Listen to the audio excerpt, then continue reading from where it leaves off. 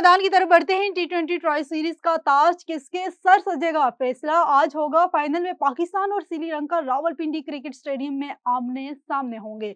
वाज़ेह रहे कि फाइनल में मैच से कबल ट्रॉफी की रौनमाई की गई।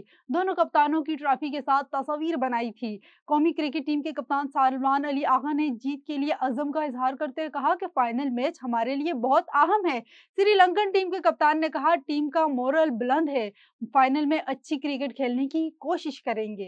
पाकिस्तान के स्टार बल्लेबाज बाबर आजम ने कहा है कि मेरा ख्वाब है पाकिस्तान के लिए वर्ल्ड कप जीतूं। स्टार पाकिस्तानी बैटर बाबर आजम ने इंग्लैंड के साबिक बैटर क्यून पेटरसन को इंटरव्यू में कहा है कि बतौर कप्तान भारत को टी20 वर्ल्ड कप में हराना यादगार लम्हा है। उनका कहना था कि फिटनेस को बेहतर बनाने के लिए काम कर रहा हूं। टी20 वर्ल्ड कप और एशिया कप के फाइनल में पहुंचे लेकिन जीत नहीं सके।